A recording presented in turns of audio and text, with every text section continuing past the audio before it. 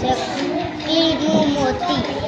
એક ચકલીને ક્યાંથી એક મોતી મળ્યું. ચકલીએ તેને પોતાના શાકમાં પહેરી લીધું. પછી તે રાજાના મહેલ પર જઈને બેસી ગઈ. તેને ગીત ગાયું, તું રાજાથી મોટી, મારા નાકમાં મોતી.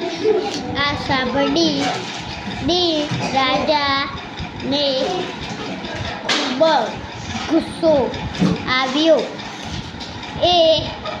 તેને પોતાના માણસોને કહ્યું, ચકલીનું મોતી છીનવી લો. તેમને જઈને ઝડપથી ચકલી પાસેથી મોતી છીનવી લીધું.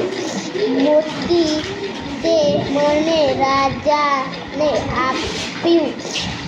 હવે ચકલી બીજું ગીત ગાવા લાગી. રાજા, ભિખારી, મારું મોતી છીનવી લીધું. આ સાંભળી રાજાને શરમ આવી. રાજાના માણસોને ચકલીને મોતી પાછું આપ્યું. મોતી મળવાથી ચકલી ગાવા લાગી. રાજા તો ડરી ગયા, મારું મોતી આપી દીધું. આ સાંભળી રાજા તો ગુસ્સામાં લાલ થઈ ગયા. તેને ચીસ પાડીને કહ્યું, આ બદમાશ ચકલીને પકડી લાવો. તેના માણસો ચકલીને પકડવા ચકલીને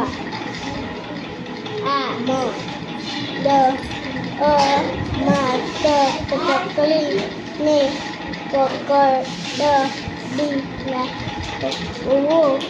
તેના માણસો ચકલીને પકડવા ગયા. ચકલી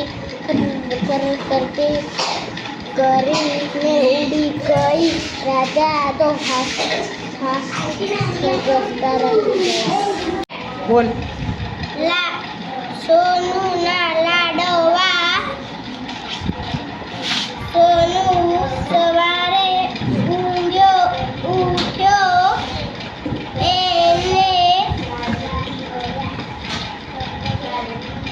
એને ભૂખ લાગી હતી. એને વિચાર આવ્યું તો ખાવાનું મન થયું. એને લાડવાનો ડબ્બો ઉપર જોયો.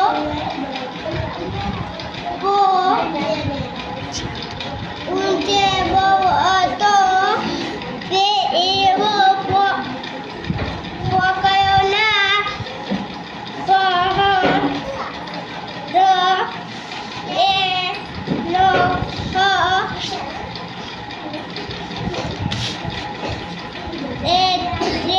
સોનું ટેબલ ઉપર ચડ્યો, પણ એનો હાથ ના પહોંચ્યો. તે ઉદાસ થઈને બેઠી ગયો.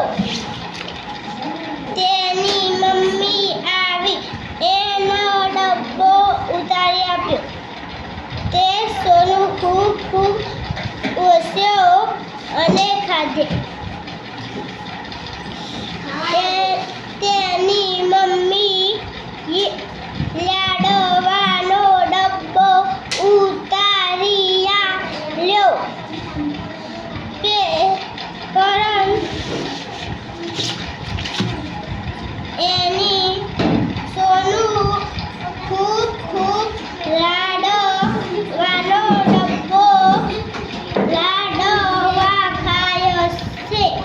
ચાલો બોલો. ચકલી મગર. બોલ. ચકલી. એક ચકલી તળાવમાં પાણી પીવા ગઈ હતી. ત્યાંથી કટકટી ડૂબવા લાગી. ત્યાંથી બિલાડી આવી. ચકલીએ બોલી, મને બાંધર કાઢ. બિલાડીએ બોલી, હું તને કાઢું કર તો હું તને ખાઈ જઈશ. ત્યાંથી એને કાઢી અને પછી બિલાડી બોલી, હું તને ખાઈ જાઉં. પછી બિલાડી બોલી, હું તને ખાઈ જાઉં. પછી ત્યાંથી બિલાડી બોલી, ચકલી બોલી, મને શું કરવા દે પહેલાં? સુકાઈ જવા દે. પછી સુકાતી રાહ જોવા લાગી. ખાવાની રાહ જોવા લાગી. તેને તે સૂઈ ગઈ અને ચકલી ધીમે ધીમે ઉડી ગઈ. ગીતા જાનમાં ગઈ.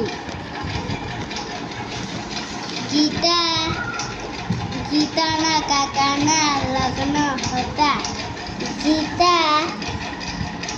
ગીતા જાનમાં ગઈ. ત્યાં જઈ બધા ખૂબ નાચ્યા. વરવધુના લગ્ન થયા.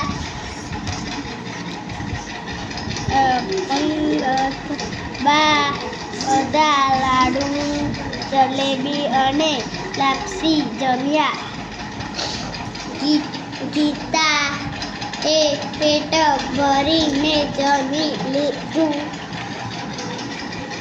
રાત્રે બધા સૂઈ ગયા. ગીતા પણ સૂઈ ગઈ. સવારે જાન પાછી આવી ગઈ. ગીતા ત્યાં જ સૂઈ રહી. માં અને બચ્ચા.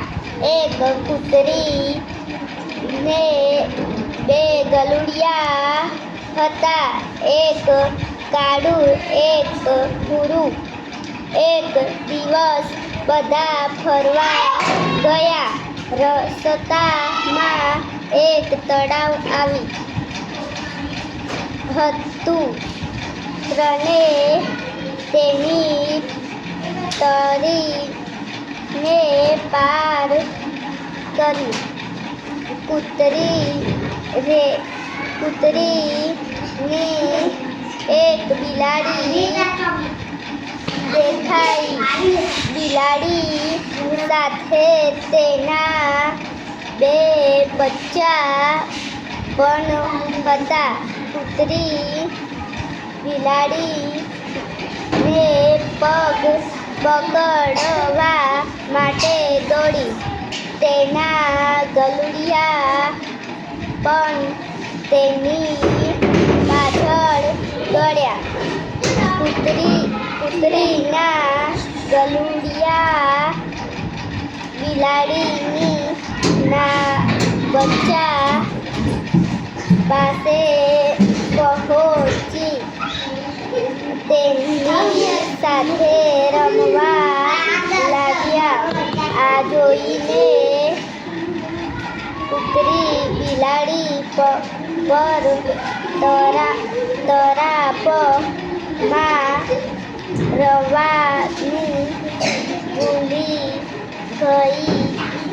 કૂતરી અને બિલાડી ચારે બચ્ચાઓની રમતા જોવા લાગ્યા. બોલ. મરઘી અને મગર.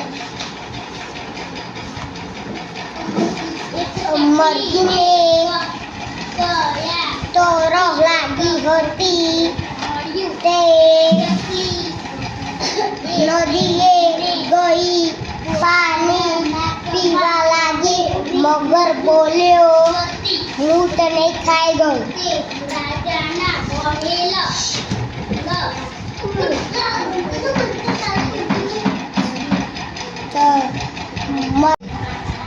ચાલ બોલ.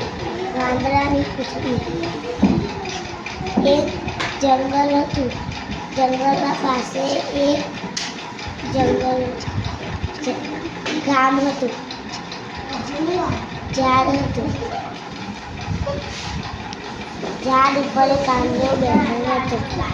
આંધળાની પૂંછડી જમીન ઉપર પડતી હતી. એના જમીન નીચે ખિસકોલી રમતી હતી.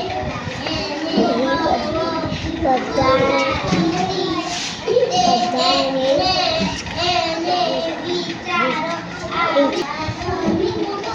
ખિસકોલી પકડી હિંચકા ખાવા લાગી. બધાને બોલાવી તેનો હિંચકા ખાવ.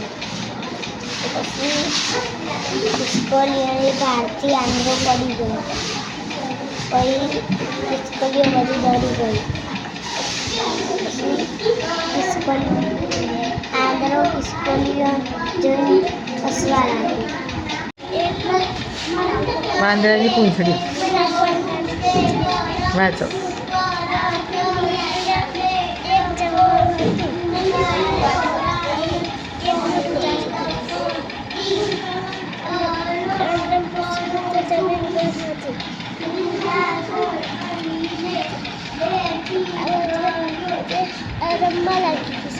કોણ રમવા લાગ્યું?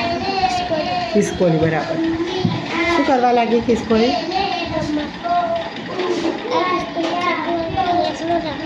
એકલો ને હિંચકા ખાવા લાગી. ચલો પાછળ.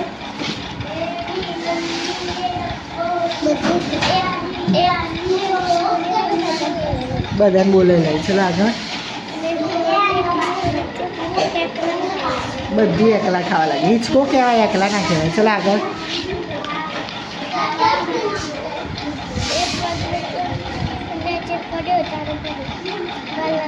ભાર લાગે એટલે નીચે પડે. બરાબર. પછી ખિસકોલીઓ બધી ગભરાઈ ગઈ. બરાબર. ચલો આગળ.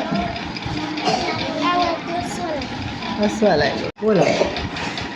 હાથી જંગલે પાસે ગઈ હતી. ખિસકોલી સસલા આયા. રમતા રમતા હાથી ઉપર ચડી ગઈ. फिर बकरी आई. फिर बकरी चढ़ाई. फिर पड़ी गया बकरा. खिसकोली ससला भागे मारी. हाथी बकरी पासे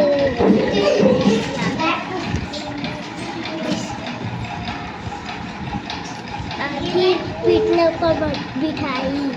કોને બિઠાઈ? हाथी. કોને હાથીએ કોણ બેસાડી છે ઉપર? हाथी ने पीठने पर કોને બેસાડી? આ કોણ? बकरी हाँ। हाथी ने तो बिठाई. સરસ.